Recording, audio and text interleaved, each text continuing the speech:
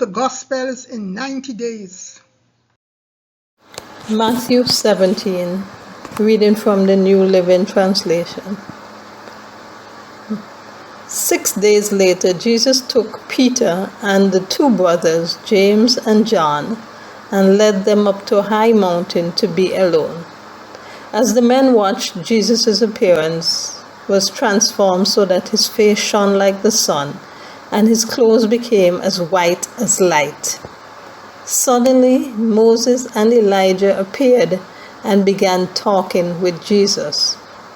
Peter exclaimed, "Lord, it's wonderful for us to be here. If you want, I'll make 3 shelters as memorials, one for you, one for Moses, and one for Elijah."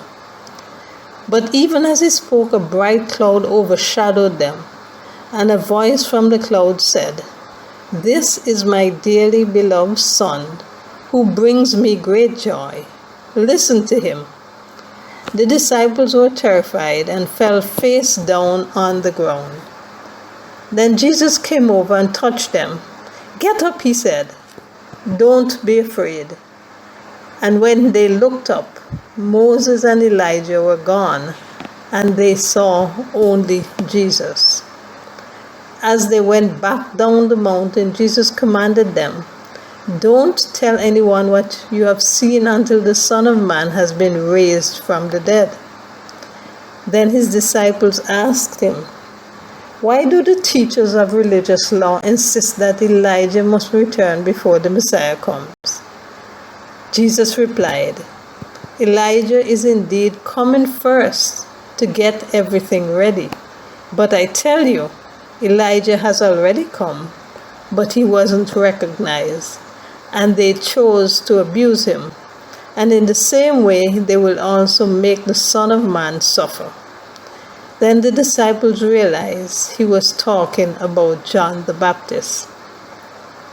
Jesus heals a demon-possessed boy. At the foot of the mountain, a large crowd was waiting for them. A man came and knelt before Jesus and said, "Lord, have mercy on my son. He has seizures and suffers terribly. He often falls into the fire or into the water. So I brought him to your disciples, but they couldn't heal him."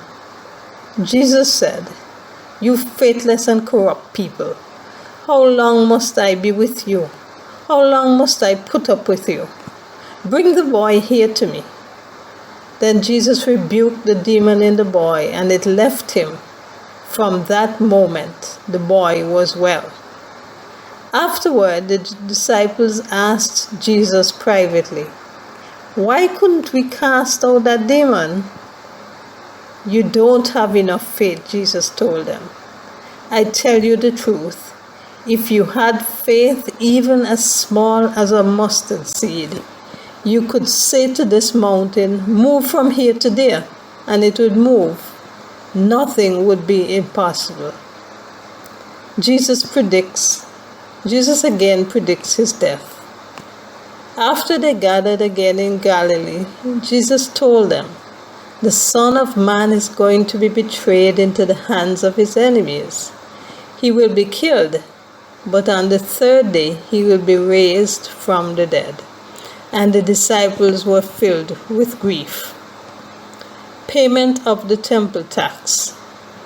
On their arrival in Capernaum, the collectors of the temple tax came to Peter and asked him, "Doesn't your teacher pay the temple tax?"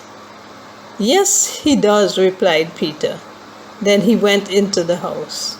But before he had a chance to speak, Jesus asked him, "What do you think, Peter? Do kings tax their own people, or the people they have conquered?"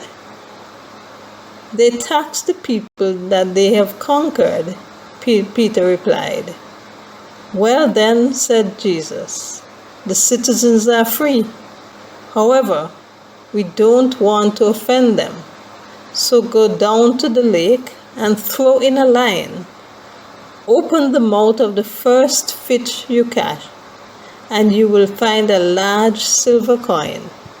Take it and pay the tax for both of us. The word of the Lord.